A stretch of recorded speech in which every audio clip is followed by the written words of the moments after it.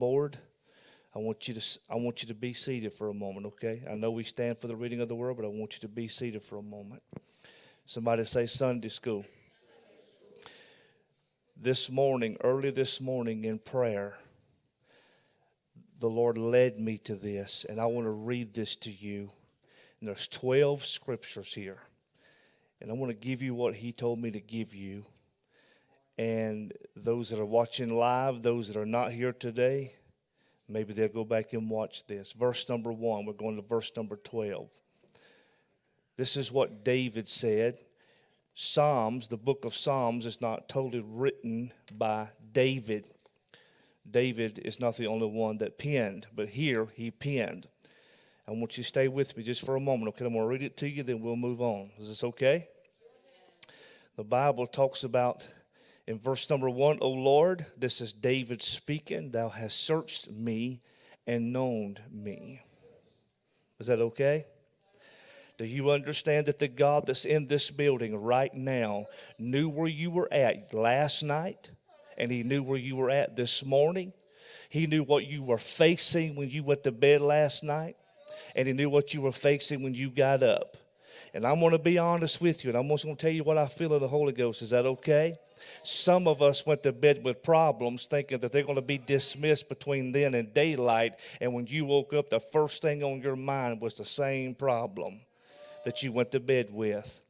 But I want to tell you something. The Lord told me to tell you some things this morning in prayer as I wept behind my desk this morning. David said, O Lord, thou hast searched me and known me. Not only did he find you this morning, but he put you in the right place at the right time so that he could tell you it don't matter how far you go. He knows exactly where you are. The eyes of the God of Israel never sleeps, nor does it slumber. And it doesn't matter where you go. The eyes of the Lord is upon you day and night. Are you hearing what I'm? It doesn't matter. It doesn't matter if you're broke or if you're rich. It doesn't matter, okay? It doesn't matter it doesn't matter if you're black or you're white, you're pink or you're orange or you're gray. It doesn't matter if you got a job or if you don't have a job. It doesn't matter if you have a position or you don't have a position. We still serve the same God. We're all one people today. You understand? And so when you got up this morning, he was still searching after you because he wants to know you. He don't just want to find you. He wants to know you and be intimate with you so that he can be your God and you could be his people. Is this okay? David had a reason why he wrote this. Verse number 2. Watch what David said. Thou knowest my down sitting, and then, Lord, you also know my uprising. So that you know my failures, you know my dismisses, you know everything that I face, and you know every bad situation that I'm in. But also he didn't stop there. He said, but Lord, you also know my uprising. You know my weaknesses, and you know where my strength is at. Are you hearing you know when I falter and fail, and you know when I get up. Are you hearing what I'm saying? You know when I made a bad decision and changed my mind and made a good decision. Is anybody hearing what I'm saying today? Are you hearing what he's saying to you today and saying to me? Come on, so when you went down and you was all down and out, he come to find you and to know you and to tell you today, I know your down times, but I also know your good times. Are you hearing what he is saying to the people of God today? Verse number 3. What? No, hold on. Go back, because we're not going to miss anything here. Go back to verse number 2. Come on, go back to verse. Thou understandest my thought afar off. So you could be sitting in Grant County today, and your mind and your thinking can be in Washington, D.C. He knows where you are right here, and he knows where your thought is. And it doesn't matter how far away you think that your mind is. He knows how to search you out because he still wants to know. Are you hearing what I'm saying today? He knows your thought pattern when it's way, way, way out there. Now, verse number 3. Let's go ahead and do this. Thou compassest my path and my lying down. This word compassest here means that sometimes he'll make you uncomfortable, but yet he'll hold you within the parameter of his protection and his power. Are you hearing what I'm saying today? And he knows who you are. He wants to know who you are because this morning he got up seeking you. It doesn't matter where you come from. And are acquainted with all of my ways. What's verse number 4? I'm already preaching, okay? Forgive me, all right? For there is not a word in my tongue. When I read this morning, man, it hit me like a ton of bread. Sister Lucy and Brother John and some of you that are here today, that you woke up this morning, you had God on your mind when you got up. You said, I got to get to the house of God. I don't care how I feel. I got to get up. Is anybody hearing what I'm saying? So, for there is not a word in my mouth, but lo, O Lord, thou knowest altogether. You know what he is saying there? When you don't know what to say, he knows what you're thinking in your mind. You know, God, how many's ever just woke up even today and said, Lord, I can't even find the words to say, but Lord, thou knowest all today. If that's all I can say, Lord, thou knowest all today, because it may not come from here, but it can come from here. Anybody hear what I'm saying today? Oh, come on, God, when I don't even know what to pray, you know what I'm trying to say. When them tears roll down my face, you know what I'm trying to say. Thou knowest all together, because thou seekest me and thou knowest me. He's a God that knows you, so he knows altogether. Sit down a minute, let me plow. Thou hast beset me behind and before. That word beset in the Greek, in the Hebrew, doesn't mean that he threw you off course. That simply means that he put his protection around you. Remember when Israel left Egypt? It was a pillar of fire at night and a cloud during the day. And David was saying, just as I am, oh God, you are in front of me and you are behind me. And God is saying, because I've been trying to tell you for a long time now, I've been trying to find you and seek you out that I may know you. There is no reason why anybody should leave here today without knowing him. Well, and laid thy hand upon me, verse number 6. We're just going to verse number 12. Such knowledge is just too wonderful for me. It is high, and I cannot attain unto it. I don't even understand, God, why you love me so much. What is man that thou art mindful of him? And the Son of Man that thou would visit is him, is what David said in another setting. So, Lord, you know this is too wonderful for me to understand, that you love me enough today that when my feet hit the floor, you are still searching me out because you want to know who I am.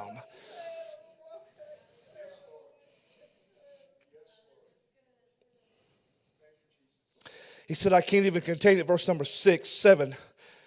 Whither shall I go from thy spirit? Oh, this is tough right here. Or whither shall I flee from thy presence? Have you ever read that he sitteth upon the circle of the earth? Heaven is his throne, and earth is his footstool. He is omnipotent. He is everywhere at one time. You cannot get away from him because he's constantly seeking after you. You can get on an airplane and go to Fiji tomorrow, and he'll meet you when you're landing in Fiji. It doesn't matter how far you go. He'll try. He's not going to try. He is going to fulfill his agenda, and he will find you everywhere, because where can I go from thy spirit, David said, and where should I flee from thy presence? I cannot go anywhere, because he is omnipotent today. He is everywhere at one time. Everywhere I go, he is there. I go to the right, he's there. I go to the left, he's there. I go up, he's there. If I go down, he's there. Nowhere could we ever go. Hear me now, verse number 8. Here we go. And if I ascend into the heavens, you know what that means in the Greek, in the Hebrew here? When it talks about the heavens here, it's talking about the galaxies. It's talking about the Milky Way. It's talking about the stars. Talking about the moon and the sun. That's the host of heaven when he's talking in this context here. So what David said, I don't care if I can even make it to the moon, if I can make it to the star, you are there. It doesn't matter. Then he said, if I even make a decision to make my bed in hell. He said, behold, I am there. You are there also. So it doesn't matter how bad you think that you are, that God can't reach you. He'll reach you wherever he can. You know why? Because verse 1, he said, I am going to search after you. I want to tell this church today, he is searching after us.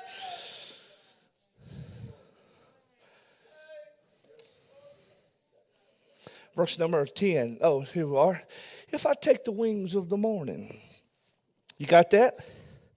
Somebody say the wings of the morning. It's not a bird. It's the wings of the morning. If I could just get up at daylight and go find a mountain somewhere and make my nest there, he'll be there. Watch what he said. And dwell in the uttermost parts of the sea. Are you ready for this? Number 10. Even there shall thy hand lead me. And thy right hand shall hold me. Verse number 11. Watch what he's saying to you today before you leave this congregation. If I say, surely the darkness shall cover me. Now, hold on. Now, nobody look at your Bibles. Look at Pastor. When I read this next scripture, I want you to understand the God that you serve. But let me read verse number 11 to you again. If I say, surely darkness shall cover me. That's natural, not supernatural. Because God's supernatural. He's infinite. We're finite. We can be confined to time and space. He can't. So he is identifying some of his problems that cover him as darkness. Are you hearing what I'm saying? And surely the darkness shall cover me, even the night shall be light about me. So it's going to be so dark. Listen to what he's saying. There are some situations that it feels like that I've been here so long that I'm just going to get used to the dark. And every day, though the sun comes up, it's like I'm in darkness. It doesn't matter who I'm around, it's like I'm in darkness all the time. So darkness shall cover me, even the night shall be light about me. But listen to what he says in verse 12. Y'all ready for this? Y'all not ready for this, are you? Yea. Somebody say yea. The darkness hideth not from thee. It may cover me, but I want you to watch what he said. But the night shineth as the day. Because why? The darkness and the light are both alike to thee. Oh, y'all don't. If we only going to serve him when it's good, we don't have a relationship. And he is saying, I may dwell in darkness, but darkness can't hide from you. So when you seek me, you're going to find me in darkness. But what else did he say? But Lord, we know now that even the darkness is like light unto you. There's no difference. You know what that's telling me? That God is still the God in darkness that we create and that we are in. It's still just like light to him, because he is not a God that can dwell in darkness. And the Bible teaches us that where there's a little flicker of light in a large dark room, darkness does not comprehend that light, but that light comprehends that darkness, and it doesn't matter how dark it is. So what he is saying, while you are searching me, and while you are finding me, and while you're knowing me, in my dark times and in my dark hour, you're still the light to me wherever I am. Anybody hear me today? It doesn't matter how I feel today. My God is my God in the daytime and in the nighttime. He doesn't change, ladies and gentlemen. I am the same yesterday, today, and forever. Yesterday, today, and forever. He does not change. You know why? Because he cannot change. And he's not a man that should lie.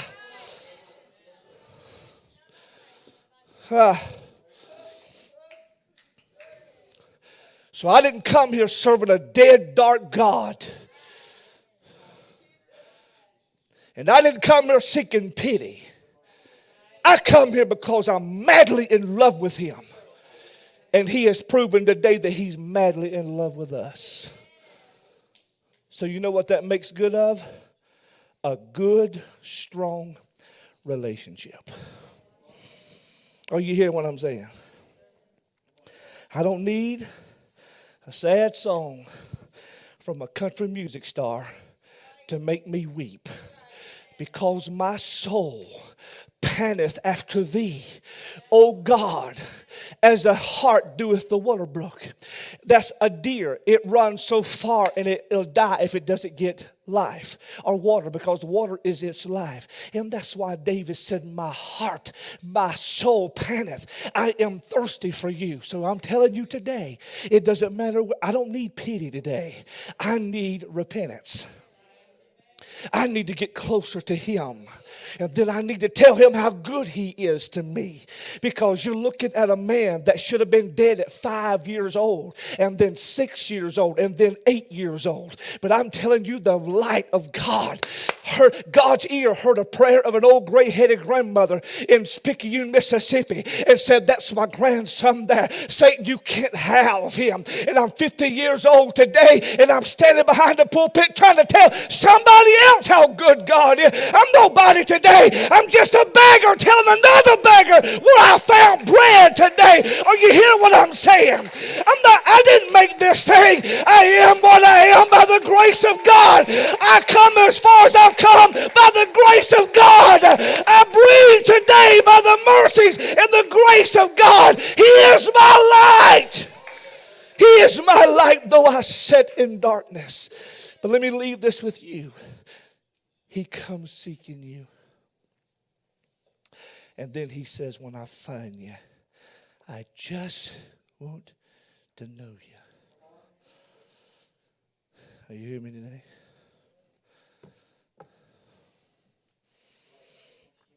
I tried to figure out why he gave me that this morning.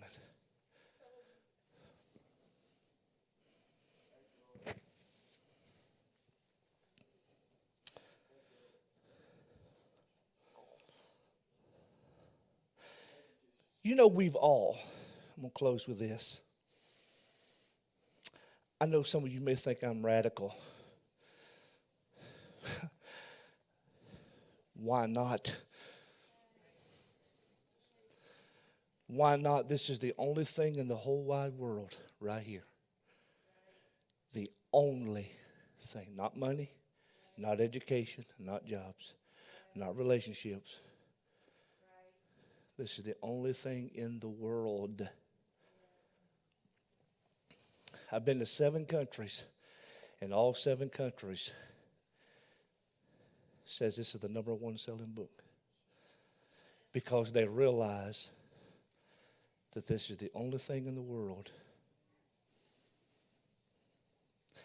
that is real truth. It doesn't lie. And everything you read in this book is helpful. There's no deception in this book.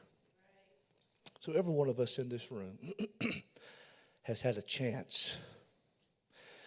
Not justification, but we've had a chance to make our mind up to leave the church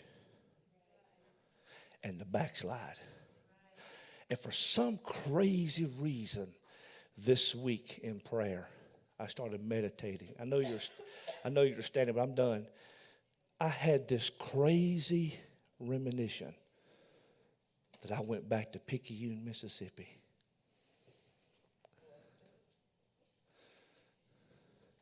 Many years ago, I had a brand new home.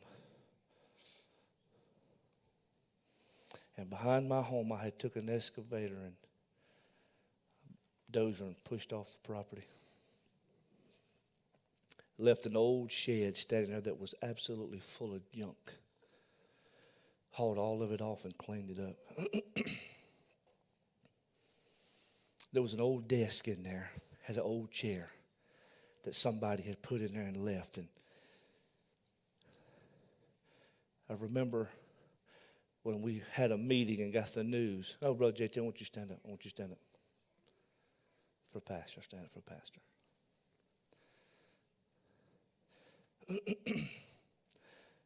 When we got the news that the pastor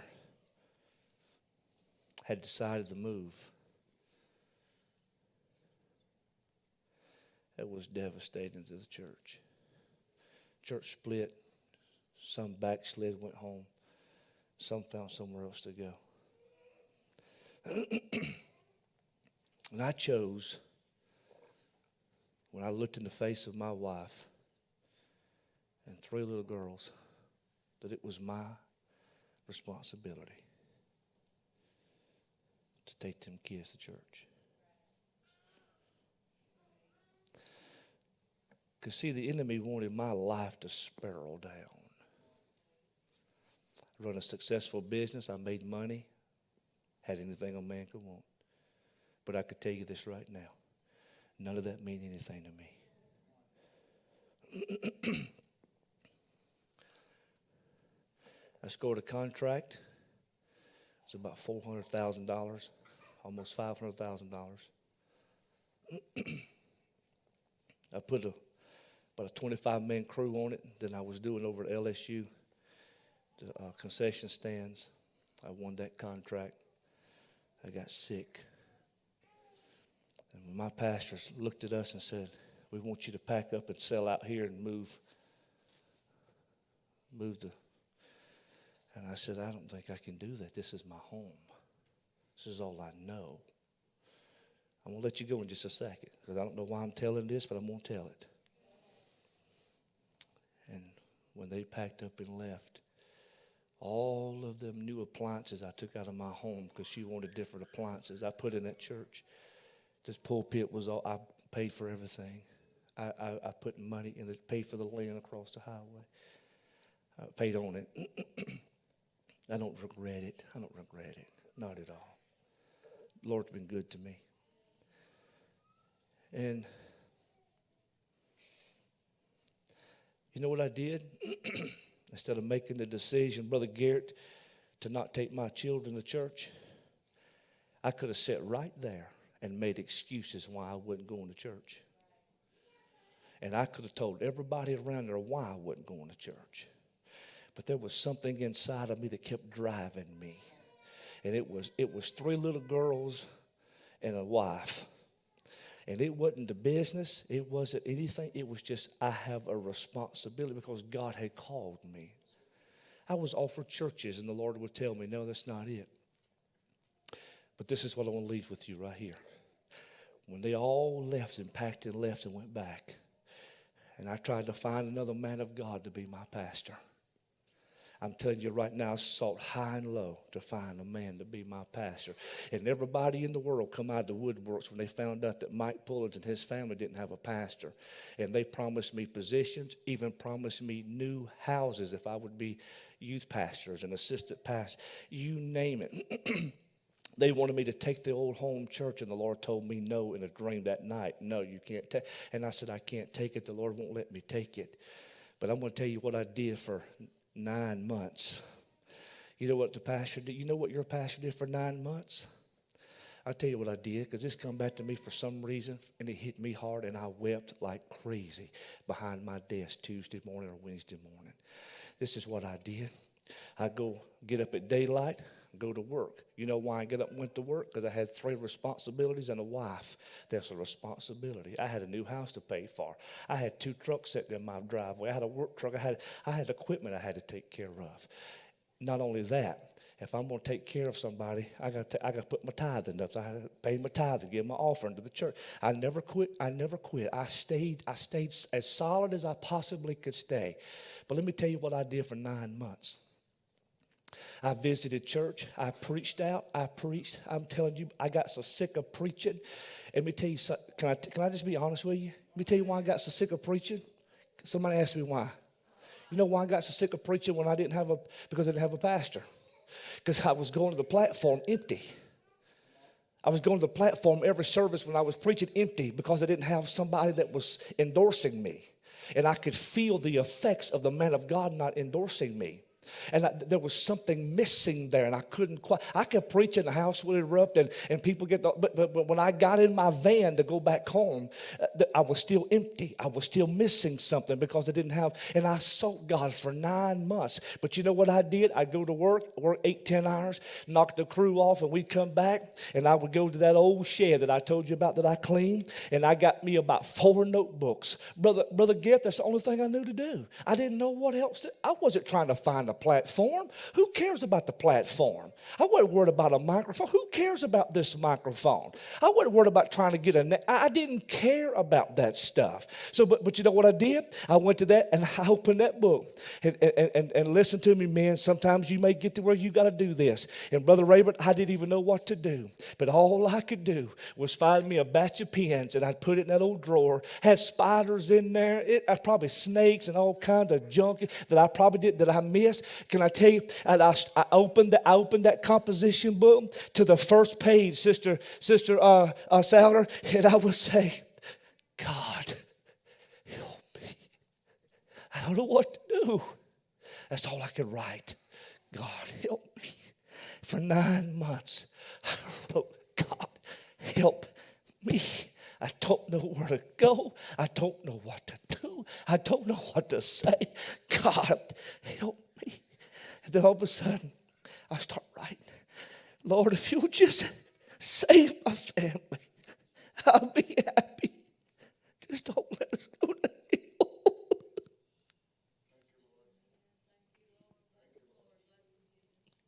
Don't let us go to hell. I got 3 girls, Lord. I can't afford for them to go to hell. 9 months later, I got to looking through those notebooks, and they were slap full of stuff I didn't even know I even wrote. And I went, where did that?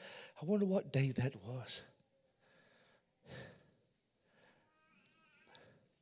Then all of a sudden,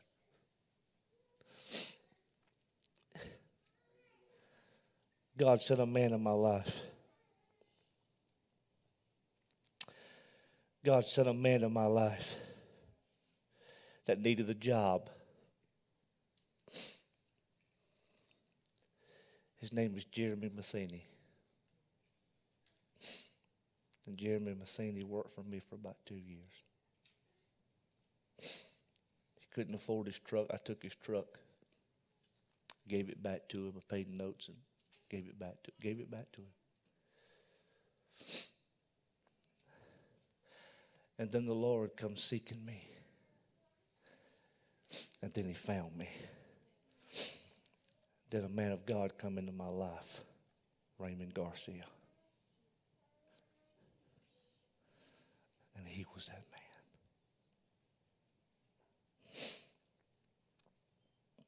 Taught me how to be stable, taught me how to be a man. My daddy's dead, or dying. My mother's dead. He come, he found me. He sought me. And then he knew me. Maybe somebody needed to hear that today. But your pastor, I'm not meaning to sniff in your ears today, but your pastor needed God, and God found me. And we never backslid. We never left the church. We kept having revival. I sat on the platform for years. I wouldn't preach out. God moved my business from New Orleans over to Kentwood.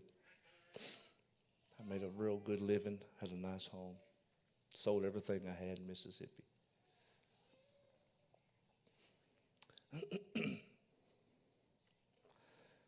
I never found an excuse to stop. And if you're here today and you're seeking for an excuse, there is no excuse.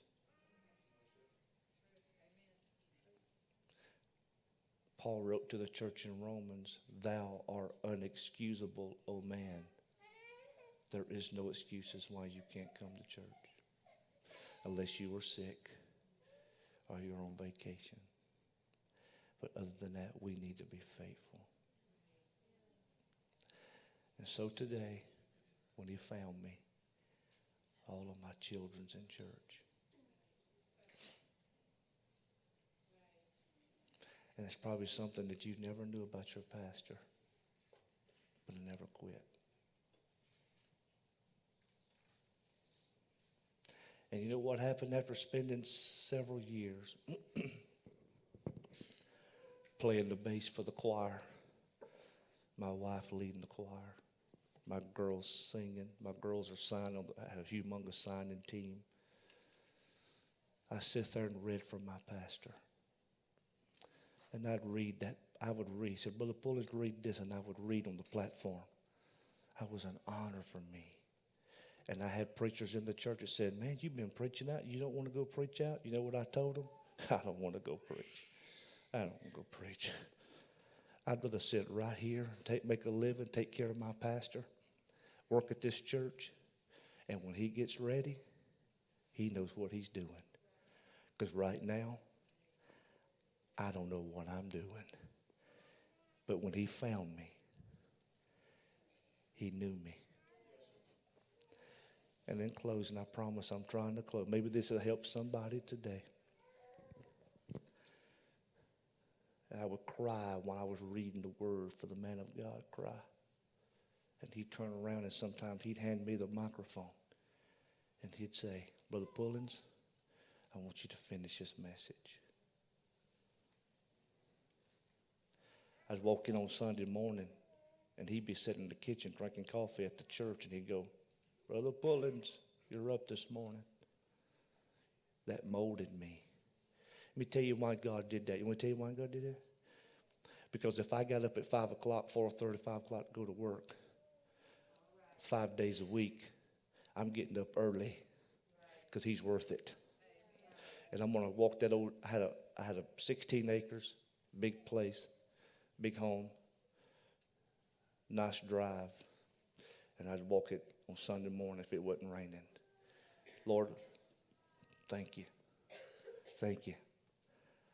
I got 4-wheelers and deer plots in the back, 16. I got everything a man could want. I got chicken in the refrigerator, potty meat in the cabinet. I'm happy. And I still got my wife. And I still got my 3 kids. And my chihuahua. You know why God would open that door? Because I'd seek him early in the morning. Lord, just in case you decide to use me today, here am I. You hear what I'm saying? I pulled up one morning. I'm closed. I promise I'm done. I pulled up one morning in Kentwood, Louisiana, not far from Jackson, Mississippi. And we were preaching up there. Was starting to preach out. And I came home one day. And there was a little old boy sitting on the front step crying. With nobody there but me. Nobody got there yet. We would drive separate. I had a new truck. She had a new truck. And so I would drive separate. The pastor pulled up because he always come early. And he said, Brother Pullins, you handled this situation. And that taught me something that day, that children mean everything to me. Because it wasn't long after that, his brother got run over by a train across the road from the church. Killed him. Almost instantly killed him. He tried to beat the train. And it was that moment right there that I knew God don't need a microphone to be God. He don't have to give that to me. But I am saying this. When I left Kentwood, I came here. And I came here on purpose. And that's to tell you, you can make it. I did. And I didn't find any reason to quit. I just stayed faithful. Now I'm 50 years old. Look good, don't I? Wrinkles, no hair, spots all over me. My wife says it just makes you look like a man. Well, that's okay. I look like a man. I've been putting that stuff on my face to try to get rid of them.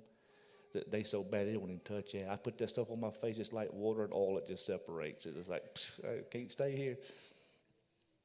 But I'm only saying this. At 5 and 6 and 8, I should have been dead. But God saw a church in Grant County.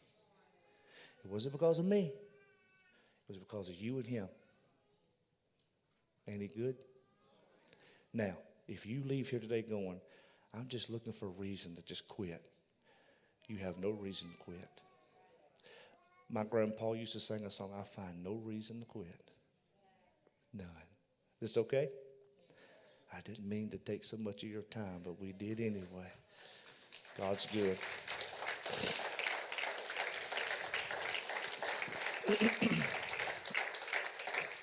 I learned to plant my feet in concrete because a palm tree, I was raised on the Gulf, a palm tree lay all the way over in that storm, that hurricane. But honey, when that hurricane's gone, the nature of that palm tree does right, stand right back up. And that's why David said, I'm like a tree planted by the rivers of water. I shall not be moved. If you leave here today with that attitude, you'll see God do some things in your life. Do you love him? Not me. Not me. I'm just a man. Do you love your Lord today? Give him a hand clap.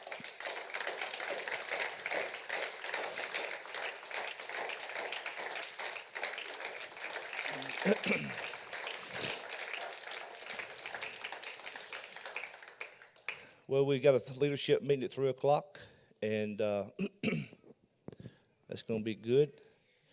This is Mission Sunday, brother. I guess that's what we're going to do. Come on, brother. I don't know if it's on or not. You want to use mine?